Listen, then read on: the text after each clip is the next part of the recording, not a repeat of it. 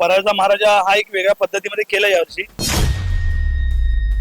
की यावर्षी काय वेगळं रूप केलंय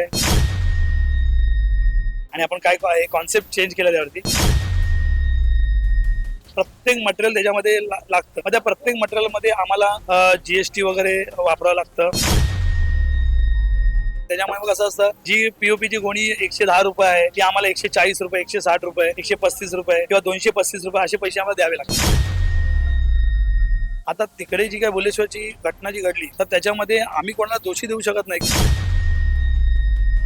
माझगावची जी कालची घटना घडली, मला असं वाटतं की आपण ज्या वेळेला प्रत्येक धर्मामध्ये जातो की सगळे धर्म आपण बोलतो एक आहे. एवढे फॅन फॉलोअर वाढले आणि एवढे प्रेक्षक वाढले, इथे बाहेर गर्दी असते मला बघायला, माझ्यासोबत फोटो काढायला. उंच, आकर्षक आणि लक्षवेधी गणेश मूर्तींचा जेव्हा विषय येतो तेव्हा एक नाव हमखास आता समोर येतं, ते म्हणजे अरुण दत्ते यांचं. गेल्या वर्षीचा परळचा महाराजा ही मूर्ती तुम्हाला माहीतच असेल. आपण त्यांचं स्वागत करूयात. स्वागत आहे तुमचं मुंबई समाचारमध्ये. दादा, या वर्षी काय वैशिष्ट्य आहे मूर्त्यांमध्ये आणि परळचा महाराजा यावेळेस कसा? गेल्या वर्षी जशी तुम्ही बघितली बॅलन्सिंग मूर्ती, तर यावर्षी मग काहीतरी वेगळा प्रकार मी केलाय. तर परळचा महाराजा हा एक वेगळ्या पद्धतीमध्ये केला यावर्षी. पण अनेकही गणपती आहे माझ्याकडे की जे बॅलन्सिंग आहेत, भरपूर असे बॅलन्सिंग गणपती केलेत.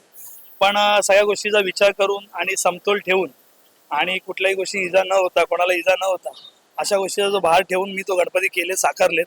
तर ते नक्कीच आता येणाऱ्या शनिवार रविवारपासून लोकांना दिसतील आणि इतर आपल्या महाराष्ट्रालाही त्या मूर्त्या दिसतील आणि कळून येतील की यावर्षी काय आपण वेगळ्या पद्धतीत काम केलंय. आता परळचा महाराजा आता त्या मंडपामध्ये पोहोचला आहे. नाही, आता त्यांचं येणाऱ्या शनिवारी संध्याकाळी 4 वाजता इथून आगमन आहे लालबाग गणेश नगरीमधून. तर त्याला नक्कीच तुम्हाला बघायला मिळेल की यावर्षी काय वेगळं रूप केलंय आणि आपण काय कॉन्सेप्ट चेंज केला त्यावरती. तर नक्कीच भेटेल बघायला मला. गेल्या वर्षीच्या तुलनेत यावर्षी बरेच बदल झाले. म्हणजे महागाईचा एक मुद्दा यावर्षी समोर येतोय. आम्ही एक स्टोरी केली होती आजींची, ती खूप त्याची रील व्हायरल केली, त्यामुळे खूप महाग येते या वर्षीच्या मूर्त्या. तर काय एकंदरीत फरक आहे? पीओपीच्या मूर्त्या शाडूच्या असतील तर या सगळ्यांच्या किमतींमध्ये? किमतींमध्ये खूप वाढ झालेली आहे. कारण ज्यावेळेला आता तुम्ही जे मध्ये बघितलं की वॉर, आपले देशाचे वॉर चालू होते, त्या वॉरमुळे काय होतं, प्रत्येक जण एकच बोलते की वॉरमुळे महाग झाले, वॉरमुळे महाग झाले. तर आम्हाला आता ज्यावेळेस आम्ही काम चालू केलंय, म्हणजे गेल्या मार्च पासून या फेब्रुवारीपासून आम्ही जे गणपतीची कामं चालू केली आहेत, तर त्या कामामध्ये पीओपी, काथा, लाकडी, लोखंड जे काही मटेरियल आहे ते प्रत्येक मटेरियल महाग झालंय आणि प्रत्येक मटेरियल आम्हाला जीएसटी लावूनच द्यावं लागतं. त्याच्यामुळे तो रेट म्हणजे साधारणतः गेल्या वर्षीप्रमाणे यावर्षी एक 10 ते 20% रेट वाढलेला आहे. म्हणजे प्रत्येक मटेरियल मागे आणि प्रत्येक मजुरी किंवा जोही मजूर आमच्याकडे कामाला येतोय तो प्रत्येक जण लेबर चार्ज आम्हाला सांगतोय की आम्हाला यावर्षी रेट जास्त पाहिजे, कारण बाहेर सगळं मटेरियल वाढलंय तर आमचे लेबर चार्ज पण जास्त पाहिजे. त्याच्यामुळे प्रत्येक गोष्टीचा फायदा म्हणजे फरक पडला आमच्या कारखान्यामध्ये. म्हणजे मटेरियल पासून ते लेबर पर्यंत प्रत्येक गोष्टी वाढल्यात. म्हणून आम्ही प्रत्येक मंडळांनाही आवाहन करतो की बाबा तुम्ही आम्हाला थोडीफार किंमत वाढून द्या, कारण जेणेकरून जो चालता जो योग आहे त्याच्याप्रमाणे तो संबंध राहिला पाहिजे आणि आमचे कारागीर किंवा मटेरियल जे काही आम्ही वापरतो त्या गोष्टीमध्ये सगळं भेदभाव झाला नाही पाहिजे. या गोष्टीमुळे मी त्याची तरतूद ठेवतो. यावेळेस अजून सरकारकडून पण काय तरतूद करायला हवी असं तुम्हाला वाटते काय? कारण आपण नुसतं बोलतो हा ना, म्हणजे ग्राहक म्हणतील की हो भाव वाढले, तुम्ही म्हणाल पेट्रोलचे भाव वाढले, तर एकंदरीत काय करायला हवं? आणि आणखीन तुमच्या काही मुद्दे आहेत का की जे पोहोचले पाहिजे सरकार? मुद्दा हा एकच आहे की आमच्या मूर्तिकारांना कुठेतरी सूड मिळाली पाहिजे. की जागेचा लय मोठा प्रश्न आहे मूर्तिकारांना की जागा मिळत नाहीये. आणि कुठेही आम्ही जर प्रायव्हेटली अशी जागा घेतली तर खूप काही आम्हाला पैसे भरावे लागतात जागेसाठी, प्रायव्हेट जागा. कारण सरकारची जागा अशी राहिली नाहीये किंवा असेल तरी मैदानी वगैरे आम्हाला ती गणपतीला मिळत नाहीये. तर मला असं वाटतं की थोडी थोडी जागा भेटण्यापेक्षा पण ज्यांचे गणपती मोठे त्यांना मोठं मैदान लागतं, मोठी जागा लागते, तर तुम्ही सरकारने कुठेतरी आपल्याला उपलब्ध करून दिले पाहिजे. एक योग्य त्या दरामध्ये दर भरायला आम्ही तयार असतो, पण योग्य त्या दरामध्ये दिलं पाहिजे. आणि जो काही आमच्या मटेरियलवरती जो काही जीएसटी लागतो, म्हणजे मूर्तिकार म्हणजे स्पेशली जे मोठे मूर्ती बनवतात, आता बारक्या मूर्ती जे बनवतात त्यांनी मातीचे, बरेच गणपती मातीचे असतात, बरेच गणपती प्लास्टरचे असतात. पण मोठे मूर्ती जेव्हा येतात तर त्याच्यामध्ये सगळेच मटेरियल लागतात. म्हणजे लोखंडापासून लाकडीपासून प्रत्येक मटेरियल त्याच्यामध्ये लागतं. मग त्या प्रत्येक मटेरियलमध्ये आम्हाला जीएसटी वगैरे वापरावं लागतं आणि मग ते त्यांना भरावं लागतं. आणि त्याच्यामुळे मग असं असतं, जी पीओपीची गोणी 110 रुपये आहे ती आम्हाला 140 रुपये, 160 रुपये, 135 रुपये किंवा 235 रुपये असे पैसे आम्हाला द्यावे लागतात. म्हणजे प्रत्येक गोष्टीमध्ये आम्हाला पैसे मोजावे लागतात असा विषय. तर दादा यावर्षी असं आहे की एक घटना घडली बुलेश्वर मध्ये. तर काहींचं म्हणणं आहे की ते खड्ड्यांमुळे ती घटना घडली, मूर्ती पडली. आणि काहींचं म्हणणं आहे की त्याचा जो सांगाडा होता, आतलं जे वेल्डिंग होतं ते व्यवस्थित नव्हतं. तर अशा उंच मूर्ती बनवताना काय खबरदारी घ्यायला हवी? आणि जर तुम्ही आता ही मूर्ती असेल तर तुम्ही जर समजून सांगितलं की काय खबरदारी घ्यावी लागते? ही खबरदारी म्हणजे असंच आहे की मंडळाने पहिला ठेवलेला जो विश्वास असतो मूर्तिकारावरती तो खूप मोठा विश्वास असतो. कारण जर आपण एखाद्याला मूर्ती देतो गणपती बनवायला तर त्या व्यक्तीचं तेवढं अभ्यास आहे का, तेवढं स्टडी आहे का, किंवा त्याचा अनुभव आहे का, हे पहिला महत्व जाणून घेणं खूप महत्वाचं आहे मंडळाला. आणि त्याच्यानंतर आपण एक मूर्तिकार ॲज अ मूर्तिकार, आता मी मूर्तिकार आहे, मला जर कुठला मूर्ती मंडळ बोलतोय की तुम्ही ह्याच गोष्टीवरती आमची मूर्ती बनवून द्या, पण माझं काम आहे की ते खूप काही चेक करणं, समजून घेणं की नक्की याच्यावरती एवढी मोठी मूर्ती बनवू शकते का. जर नसेल होत तर मी सरासरी आज माझ्याकडे जरी कुठलाही बारीक पाठ आला तरी मी सहज सांगतो की या पाठावरती गणपती बनणार नाही, किंवा हे असं म्हणजे काय होतं कुठल्याही गोष्टीमध्ये आपण तरतूद करू शकत नाही. कारण काय होतं एक शेवटी अशा काही घटना घडल्याच्या नंतर प्रत्येक जण मूर्तिकारावरती ब्लेम करणार, किंवा मूर्तिकारवाले मंडळावरती ब्लेम करणार की मंडळाने खड्ड्यात आपटले किंवा हे झालं ते झालं. आता तिकडे जी काय भुलेश्वरची घटना जी घडली तर त्याच्यामध्ये आम्ही कोणाला दोषी देऊ शकत नाही की मूर्तिकाराची चुकी आहे किंवा मंडळाची चुकी आहे, किंवा मग रस्त्याचे खड्डे आहेत सरकारची चुकी आहे. तर आम्ही हे अशी म्हणजे कोणाला ब्लेम करू शकत नाही, किंवा आम्हालाही माहित नाही की नक्की मूर्तीचं काय किंवा समतोल काय कुठे बिघडला आणि कुठे ती परिस्थिती निर्माण झाली मूर्ती कोसळायची. पण माझं म्हणणं एवढंच होतं की प्रत्येकाने मंडळांनी आणि मूर्तिकारांनी ह्या दोघांमध्ये समतोल असणं खूप गरजेचं आहे. आज आम्ही गेले 30 वर्षापासून गणपती बनवतोय, पण असं ही जे समतोल आहे जे आपण एवढ्या मोठ्या मूर्त्या बनवतो मग ते कसं राहिलं पाहिजे आणि काय राहिलं पाहिजे.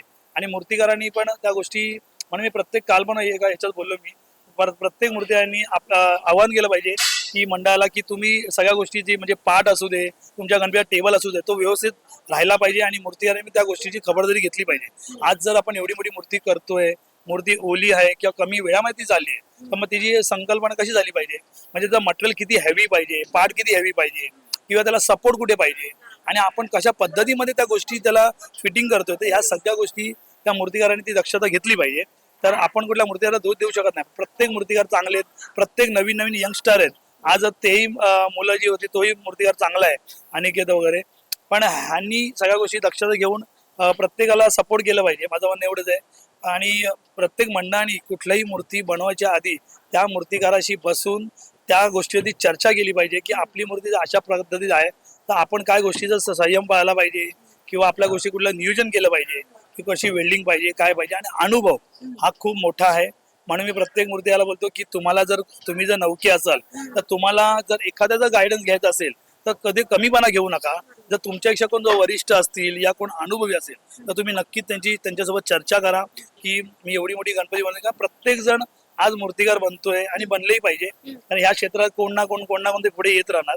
तर त्यांनी माझं असं म्हणणं की मार्गदर्शन खूप महत्वाचं आहे, की मार्गदर्शन पूर्णपणे घेतलं पाहिजे आणि गणपती उभा केला पाहिजे. आणि मंडळाचंही न ऐकता आज जर मंडळ बोलतात, कारण कधी ते आम्ही ऐकलंय की कधी कोण बोलतं मंडळांनी हे केलं, कोण बोलतं मूर्तिकारांनी हे केलं, तर आपण असं कोणा दोष देऊ शकत नाही की मंडळाची चुकी आहे किंवा मूर्तिकाची चुकी आहे. पण एकमेकांवरती न ढकलता बसून प्रत्येकाने चर्चा करून ह्या गोष्टीचं एक संलग्न काढलं पाहिजे आणि ह्या गोष्टी केल्या पाहिजे. माझगाव मध्ये पण एक घटना घडली, जर तुम्ही ऐकली असेल तर त्या घटनेवर एक मूर्तिकार म्हणून तुमच्या भावना काय आहेत, तुम्ही याकडे कसं? माझगावची जी कालची घटना घडली ती खूप वाईट घटना आहे की अंडीचं काहीतरी हे झालं की अंडी फेकून मारले. तर पण नक्की गणपतीच्या ज्या गोष्टी लागल्या, म्हणजे लागले की नाही लागले मला एवढं माहित नाही त्याबद्दल. पण मला असं वाटतं की आपण ज्या वेळेला प्रत्येक धर्मामध्ये जातो की सगळे धर्म आपण बोलतो एक आहे. आज जर आपण जर गणपती त्यांच्या सोबत त्या गल्लीतून घेऊन जातो तर आपण पण त्या धर्माला मानतो. कारण आपण बोलतो की जेव्हा तुमचा जेव्हा फेस्टिवल येतो तेही आपल्या इथून जातो. मग प्रत्येकाने एकमेकांना सहकार्य करतो. कारण आज शेवटी एक तिकडे एक इन्सिडेंट ह्यावर्षी घडलं, पण असं प्रत्येक वर्ष घडत नाही. आणि त्याच्यापेक्षाही आपण अजून दुसऱ्या ठिकाणी गेलो तिथेही आपला मॉमेडियन एरिया आहे, तिथून आपले गणपतीवर जातात, पण ते सगळं इन्सिडेंट घडलं नाही. पण जर काल जे घटना घडल्या त्या घटनावरती कुठल्या गोष्टी असेल ते प्रशासन चेक करतात, पोलीसवाले बघतात आहे. पण एक मूर्तिकार म्हणून मी बोलतो की आपण सगळ्या गोष्टींना म्हणजे प्रत्येकाला एक सांगितलं पाहिजे की प्रत्येकाचा एक धर्माचा फेस्टिवल आहे, त्यांना त्या संकल्पने करू द्या. कारण एकमेकांना अडवून किंवा एकमेकांना असं देवाच्या बाबतीत असे दोष देऊन उगाच ते भांडाला आणि ह्या दोन समाजामध्ये काय दोष निर्माण करायला नको. आणि एखादा व्यक्ती जर निर्माण करतोय की बाबा ह्यांनी आपल्यासोबत असं केलं तर त्या गोष्टी करू नये किंवा ह्या अफवा पसरवू नये की बाबा आपल्या धर्मावरती की आपल्या देवाती या गोष्टी केल्या. पण जिथे बोलायसाठी जर गरज आहे तर नक्की बोलणं पाहिजे. माझी एवढी इच्छा आहे मूर्तिकार म्हणून. दादा, गेल्या वर्षीपासून जो चाहता वर्ग जो आहे तो खूपच वाढलेला आहे. म्हणजे अनेक मला वाटते मूर्तिकार असतील किंवा तरुण जे शिकायला येतात ते तुमच्याकडे येतात, तुमच्याशी गप्पा मारत असतील. काय तुमचा एकंदरीत अनुभव आहे त्यानंतर या मागच्या वर्षीच्या मूर्तीनंतर? अनुभव तर खूप आहे, कारण गेल्या वर्षापासून पूर्ण लाईफच चेंज झाली माझी. एवढे फॅन फॉलोअर वाढलेस आणि एवढे प्रेक्षक वाढलेत माझ्यावरती प्रेम करणारे. म्हणजे आजही तुम्ही बघाल तर सकाळ ते संध्याकाळपासून इथे बाहेर गर्दी असते मला बघायला, माझ्यासोबत फोटो काढायला. तर खूप आनंद वाटतो की हा जो प्रेम आहे जो लोकांनी दिलाय तो कायम त्यांचा प्रेम असंच राहू दे.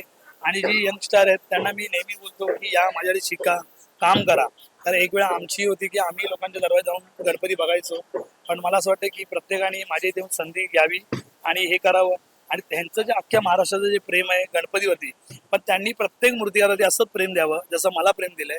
आणि नेहमी त्यांच्यावरती सपोर्ट करावा आणि प्रत्येक मूर्तिकाराला भरभरून त्यांच्यावरती त्यांच्या मोठ्या माता भगिनीच्या लोकांनी त्यांना आशीर्वाद द्यावा. आणि प्रत्येक मूर्तिकार मोठा होईल, प्रत्येक मूर्तिकाराला संधी मिळेल आणि प्रत्येक मूर्तिकार काही ना काही आपल्या कामातून एक चांगलं दाखवायचा प्रयत्न करेल. जसं मी गेल्या वर्षी दाखवलं, पण ते लोकांना बोलतात ना एक आपल्या विचाराच्या पलीकडचं होतं आणि माझ्याही विचाराच्या पलीकडचं झालं. आणि फॅन फॉलोअर एवढा वाढला की तो आजही बघाल तर भरपूर असे लोक उभे असतात. तर आनंद वाटतं की बाबा आपल्या आयुष्यामध्ये एक जादू झाली. तर ते जादू झाली, पण आपण जमिनीवरती आहोत, आपण लहान मूर्तिकार आहेत. तर आपण लहान राहून आपल्याला मोठ्या मूर्त्या बनवायच्या आहेत. तर असं डायरेक्ट हे झालं म्हणून आपल्याला काही गोष्टी अशा करायच्या नाही आहेत.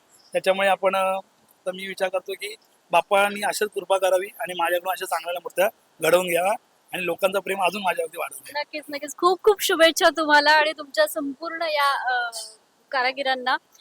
तर परळचा महाराजा तो यावर्षीची त्यांची मूर्ती कशी आहे तर हे येत्या शनिवारी तुम्हाला सगळ्यांना कळणारच आहे. कॅमेरामॅन संतोष परबसह प्रांजली कुलकर्णी, मुंबई समाचार मराठी.